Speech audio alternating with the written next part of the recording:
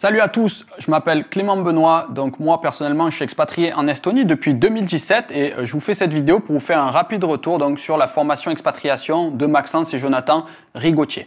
Donc comment j'ai atterri en Estonie, c'est peut-être la question que tout le monde se pose, parce que c'est vrai que c'est un petit peu perdu dans le nord de l'Europe. Moi à la base j'étais parti pour m'expatrier à Malte, clairement c'était un petit peu plus proche du sud de France, moi je suis marseillais comme vous l'entendez, et en gros clairement je m'étais dit je vais aller à Malte, je vais voir un peu ce que ça donne. J'avais pas mal aimé quand c'était l'hiver, mais l'été j'ai détesté, donc je me suis pas vu rester longtemps à Malte et j'ai décidé de faire le plan B. Donc à cette époque je faisais déjà partie de la formation, donc je connaissais un petit peu tous les plans qui s'offraient à moi. Il y avait aussi l'île Maurice, mais c'était trop loin. Il y avait également d'autres pays un peu plus obscurs. Donc moi l'Estonie ça me paraissait quand même faire sens parce que j'étais quelqu'un qui aimait pas mal le nord, donc j'ai pris contact à l'intérieur de la formation du groupe privé qui est vachement actif avec donc Jonathan, et donc je suis parti du jour au lendemain comme ça de Malte à l'Estonie en mode ouais je vais changer mon fusil d'épaule, tac tac.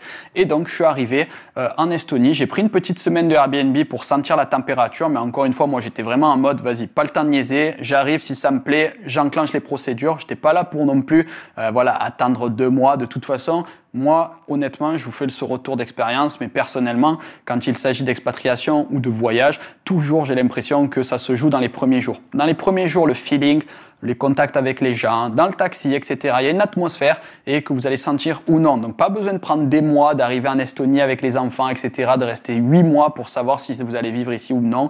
Ça peut aller très vite pour moi. Si vous vous sentez bien dans le pays, c'est que il y a un bon feeling, let's go. Et donc moi à Malte, il n'y avait pas un bon feeling. En Estonie, pour le coup, je suis arrivé en une semaine, il y avait un super feeling. Donc ce que j'ai fait, c'est que donc j'ai échangé avec Jonathan à l'intérieur de la formation et puis ensuite j'ai été guidé à travers cette formation pour donc trouver un appartement. Ça a été en un claquement de doigts, ça c'est l'Estonie, c'est ça qu'on aime. En une semaine, j'ai même pas, je vous dis, je n'ai même pas terminé mon Airbnb. Donc mon Airbnb je l'avais pris une semaine et je crois qu'au bout de 4 jours j'étais déjà dans mon appartement tranquillement, jacuzzi, sauna, voilà, 600 €, un appart excellent dans le centre-ville que j'avais loué sans caution, sans rien du tout. Tu te pointes, bonjour, je m'appelle Clément, vas-y, tu veux mon appart? Je signe et ciao. Donc c'était génial. Ensuite, l'obtention de la carte de résident, ça a été aussi simple. Donc là, encore une fois, j'ai été accompagné, j'ai vu les étapes par étape. Donc le Population Registration, tu vas, tu te pointes, tu montres un peu ton visage à un endroit. Ensuite, tu vas à la police. Enfin bref, c'est 2-3 étapes vraiment très simples à réaliser. Et du coup, quand on est guidé comme à travers la formation, qu'on est pris par la main, ça va super vite. Je crois que ça m'avait pris vraiment genre 2 ou 3 jours à faire les démarches et puis ça prend un peu de temps évidemment à qu'il te fasse la carte. Donc ça avait pris en gros vraiment 14 jours maximum dans ma tête. Je crois que j'avais reçu ma carte, j'étais allé la chercher au point où tu prends les photos. Donc ça avait été très vite. Donc j'avais été quand même assez choqué parce qu'on parlait de semaines. Normalement à Malte c'était des semaines et en France quand tu refais ta carte d'identité tu vois un peu la gueule que ça a. Tu prends des semaines d'attente quand tu vas à la mairie de ton village. Et donc ensuite il a fallu créer la société. Tu vois, c'était vraiment tac, tac, tac. Point numéro 1, on prend l'appart. Point numéro 2, on fait la carte de résident. Point numéro 3, on ouvre la société. 190 €, paiement à vie. Un seul paiement, on arrive. En une après-midi, j'avais ma société qui était créée, encore une fois, avec l'aide de Jonathan, qui avait été d'une aide grandiose, parce qu'encore une fois, il faut pas négliger le fait que tu débarques dans un pays où tu parles ni la langue, où tu es complètement paumé, tu connais des guns. Et clairement, quand tu as quelqu'un qui te montre comment faire, mais ça vaut tout l'or du monde. Donc moi, il m'a pris par la main, il m'a montré comment créer ma société. En une après-midi, c'était réglé. Le lendemain, je me pointe à Swedbank. Donc il y a 3 banques, il y a Swedbank, LHV et SEB. Tu choisis celle que tu veux. Moi, j'avais choisi Swedbank.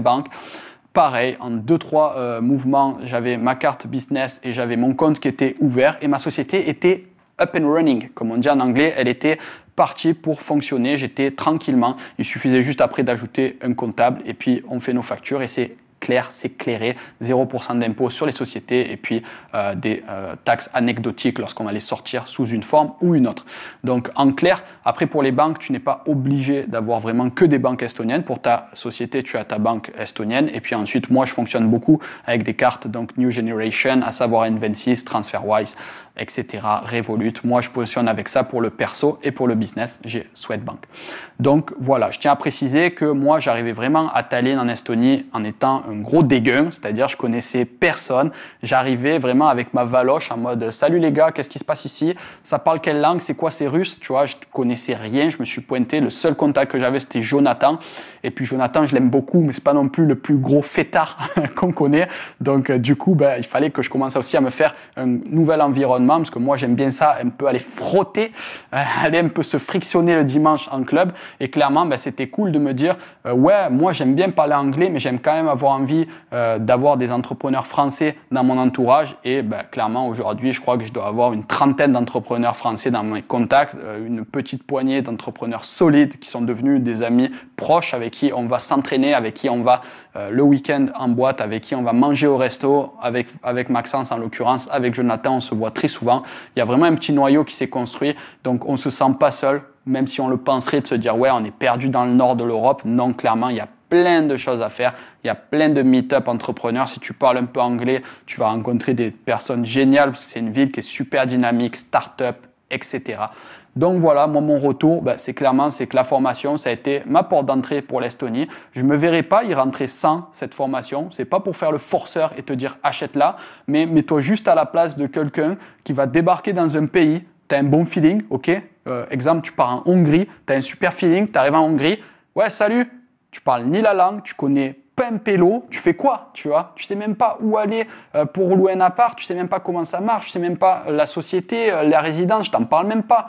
Donc, quand tu as besoin d'une formation et que tu as l'opportunité d'avoir quelqu'un qui te tend une main pour te dire, ouais, vas-y, regarde, moi je te montre comment j'ai fait contre un billet, mais clairement tu lâches ce billet, tu vois. Donc, voilà ma conclusion, que tu aies envie de la suivre ou pas. Moi, en tout cas, j'aurais pas fait ça, je te dis la vérité, la flemme. Je serais peut-être encore en France ou alors peut-être dans un pays obscur si j'avais pas eu cette formation, parce que peut-être que je me serais pas penché énormément sur le fait que je peux faire ça aussi rapidement. Si j'avais pas quelqu'un qui me l'avait dit, moi j'arrive en France avec mon mindset, ouais, tout est long, tout est relou. Et donc, quand j'arrive en Estonie, tout est facile parce qu'il y a quelqu'un qui me le montre. C'était une excellente manière de s'intégrer et de faire les étapes nécessaires pour faire passer ton business au niveau supérieur et puis voilà, quitter la France et puis envoyer du pâté.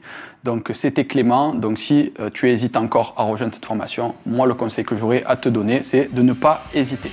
Salut!